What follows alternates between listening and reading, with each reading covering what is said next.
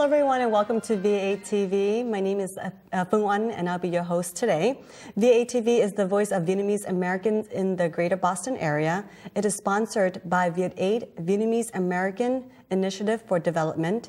The first half of our weekly program is going to be usually in Vietnamese, but today, actually, we're going to do our whole entire program, 1 hour in English. You can watch us live every Wednesday evening from 7 p.m. to 8 p.m. on Channel 9 if you happen to have Comcast, and Channel 15 if you have RCN. You can also go on to bnntv.org to watch us live, and if you happen to miss any of our television programs, it will be rebroadcast on Sunday at 5 p.m., Monday at 1 p.m., and Tuesday at 11 a.m. And since this is a live show, you can call us in if you have any questions at all for the person that we're interviewing today. Please call 617-708-3290. Again, the number is 617-708-3290. And to watch any of our previous TV shows, please go to our home website at viet8.org. And for today's program, we would like to welcome back into our studio today a cancer survivor that we have met 3 years ago, and she's back here today to share with us about a special organization that she's part of. So we want to welcome back Miss Chien-Chi Huang. How are you? Very good, thank you. Thank you for having me back here. You're very welcome. Thank you so much for coming here 3 years ago to share with us your experience regarding of being a cancer survivor. And I hope everything is well for you, and Happy New Year. Thank you, same to you. Great. Yeah. So I hear a lot of good things that's happening, that you are part of an organization that is called Asian Women for Health. So share with us, what is Asian Women for Health? Okay. So we're a peer-led, community-based nonprofit organization.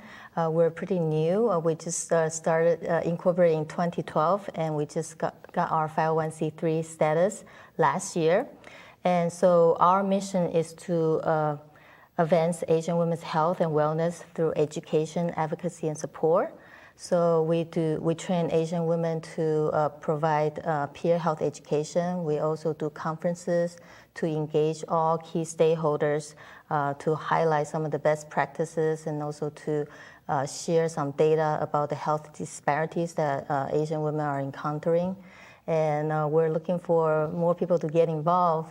Yeah. So this is a fairly new organization that you just mentioned. It was established roughly about 2 years ago. Okay. How did you get involved?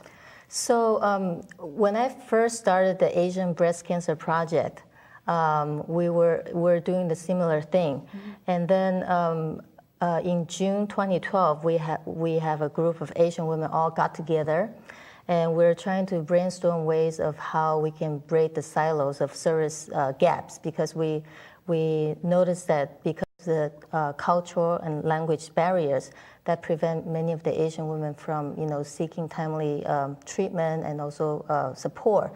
So we decided to expand Asian Breast Cancer Project to become a nonprofit organization, so we can start this network of all Asian women who can, nurturing each other, to support each other, and to, provide the information and care that every woman deserves. Yeah, that sounds wonderful. I think it's extremely important that there is an organization out there who is supporting Asian Americans, especially those who are in need of looking for a group of educators or supporters, or anybody in particular that they can talk to regarding about their health. So I hear that Asian Women for Health has many conferences that's going to be happening, or has happened in the past 2 years. There's one that's coming up. It's called the Transform Asians Conference. Can you share with us what that is about? Sure. So every year we do 2 big conferences. One is called the State of the Asian Women's Health in Massachusetts, that usually happen in May, and then another one is called Transformations. And so Transformations, the theme, the topic changed year from year. The first year we were focusing on cancer, and we were collaborating with Dana-Farber. So we did a whole day conference just for Asian women and their caregiver, and focusing on the cancers that Asian women are especially have high rates. For example, breast cancer is the leading cause of cancer diagnosed among Asian women, And cervical cancer is another one, especially for Vietnamese women. We know that Vietnamese women have like as high as 5 times of the rate of developing cervical cancer, and have a lowest rate of getting Pap test or mammogram. So we are also hoping to do a focus group, and we're looking for subjects to help us to conduct this study, because we, from our State of the Asian Women's Health Conference, we realized that Asian Americans in Massachusetts have the highest insurance coverage. Like only 3.1% of the Asian Americans don't have insurance, and yet we have the lowest rate of utilizing preventive care. Wow. Yeah. So it's beyond. It's not because we don't have insurance, but maybe it's other factor like maybe culture or language. So we're hoping to do several focus group to see what are the factors that preventing Asian women to reaching out to get the support that they need to get treatment. So I think we talked about this 3 years ago when I was interviewing you regarding about being a survivor with cancer, that a lot of times is when we have problems with health for Asian women, we tend to stick it to ourselves. We don't want to share with anybody else at all. And based on your experience for the past few years talking to a lot of women, has that changed or has it improved by any chance? Well, I think it's still pretty bad. A lot of women are still suffering in silence, and that's why it's important for us to try to use all different ways to help, destigmatize different health conditions. So one thing that we do, and I'm very proud, is that every year we do a benefit fashion show. It's called Celebration, and every year the models that we have at the benefit fashion show are all survivors, either survivor of cancers or survivor of different traumas or with mental health challenges. And so it usually happens in October, and we welcome people to contact us and to join us. Oh, great! We look forward for that. So let's share with us regarding about the Transform Asians conference that's happening, and I see that the topic is controlling and preventing diabetes. Yes. So we're going to be talking about diabetes. Right. This is a huge topic. I know a lot of people who has diabetes. And can you share with us about the statistics in, I guess, Asian Americans in general, and then we'll talk about Asian women later. Yeah. So diabetes is actually the 5th leading cause of death for Asian Americans. And right now, about 10% of Asian Americans are affected by this disease, and the number is still growing. And it is called the silent killer because 1/3 of the people who with type 2 diabetes, which is 90 to 95% of the Asian Americans who usually we have type 2, they don't realize that they have the disease until some kind of complicated complication related to the diabetes happen. Then they know, but it's kind of late. So with this conference, we're hoping to raise people's awareness because despite having the lower body weight, Asian Americans are actually more likely to develop diabetes than Caucasians. So that's contrary to what people think, right? So we want to raise people's awareness, and at the conference we have different speakers. We have Dr. George King from the Joslin Diabetes Center, who's the co-founder and director for the Asian American Diabetes Initiative. So he's going to be talking about the trend, the data, and how to prevent and manage diabetes. I mean, the good thing is that although diabetes is a chronic disease, there's a way that you can prevent and you can manage it. With the right diet and the proper exercise.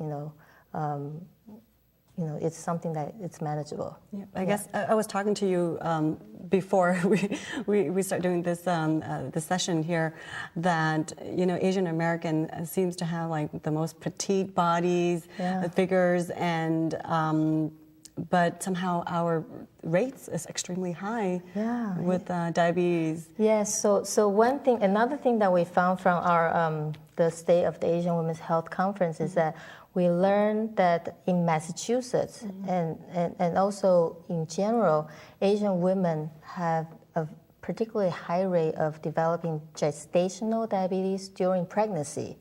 So in Massachusetts, especially for Vietnamese women had the highest rate of developing gestational diabetes. It's not because of the rice, right? We don't know. But the rate for Vietnamese women is like 15.8% versus the general population, which is only like 6.8%. Wow. So it's, like that's more than double. Yeah. Yes. So, and the women I know, like you said, they're not obese or overweight, they're petite, Yes. so we don't know what it is. Maybe it's genetic, maybe it's environment, but we don't know. Yeah. Wow. So yeah, but definitely need to pay attention. And then at the conference, we have a particular workshop dedicated to gestational diabetes.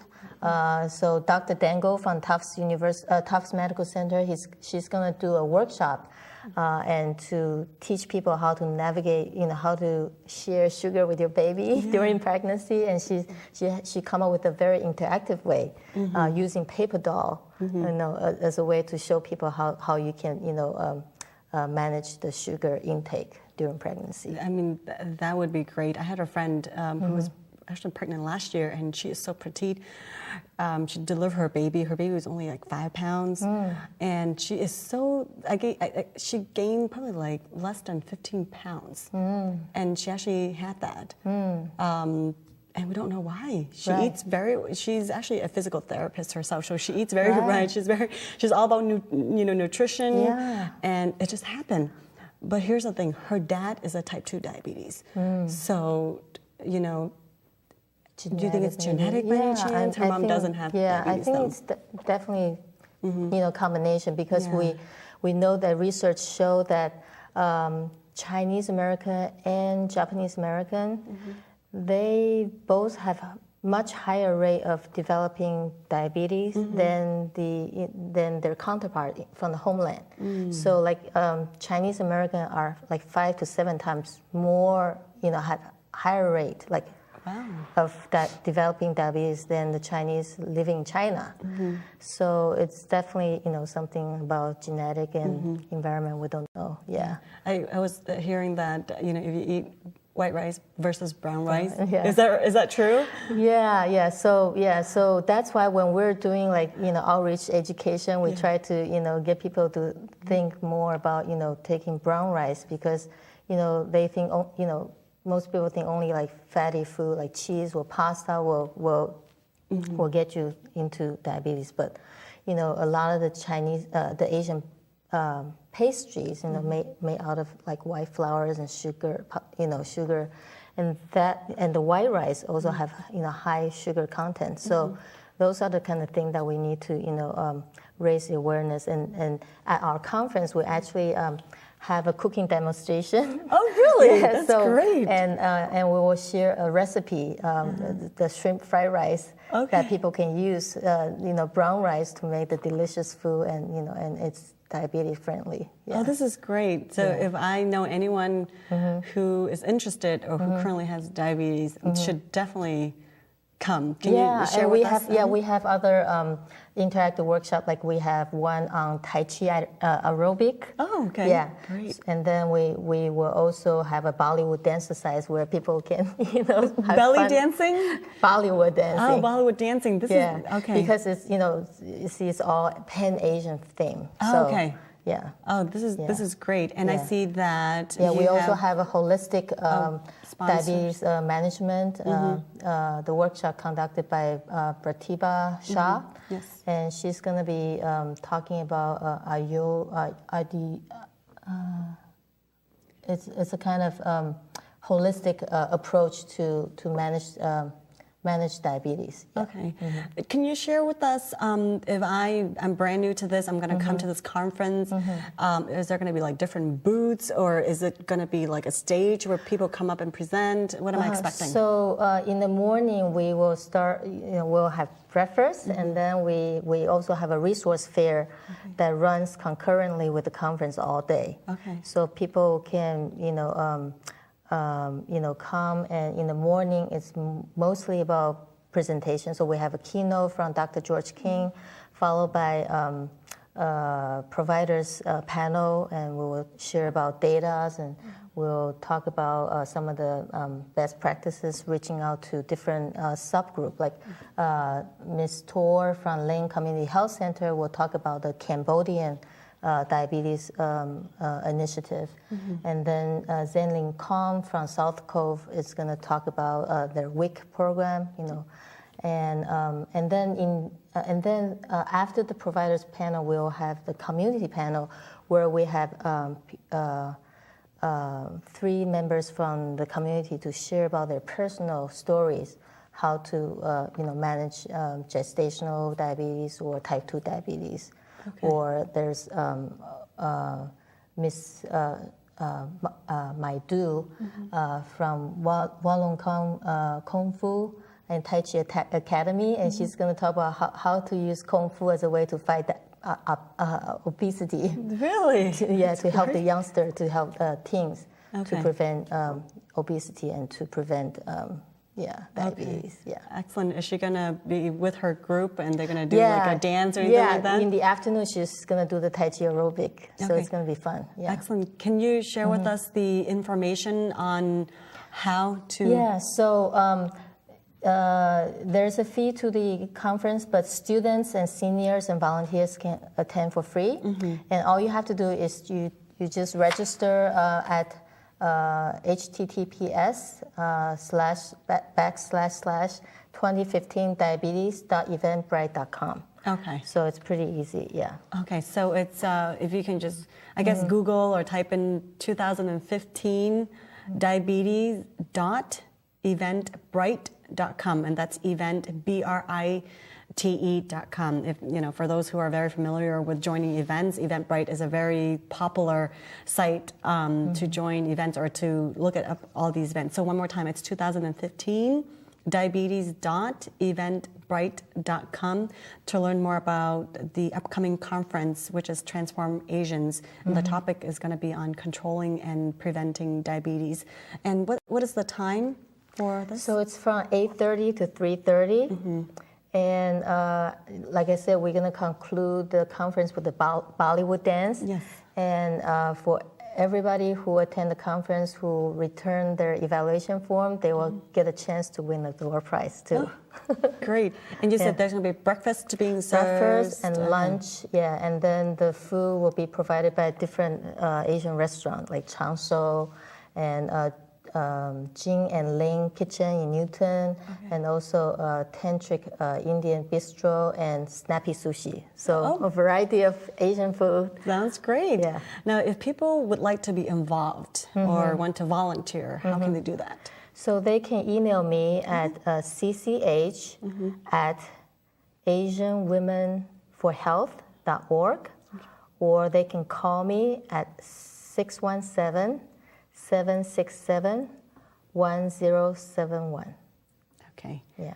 And we also have a website, so it's www.asianwomenforhealth.org. Okay, great. And you mentioned earlier that Asian Women for Health are looking for community members right and now. With the possibility of joining our board. Okay, I mean, I'm very interested, and I know a lot of people who probably would be very interested. Can you share with us how large is the committee right now? Right, so we have 3 subcommittees. One is the governance and finance committee, and one is the program and advocacy committee, and the third one is the communications and resource development committee. So we're looking for people who are committed, who are, who share our vision, wanted to help other, Asian women, and who have the skill set in fund development or strategic planning or nonprofit management, and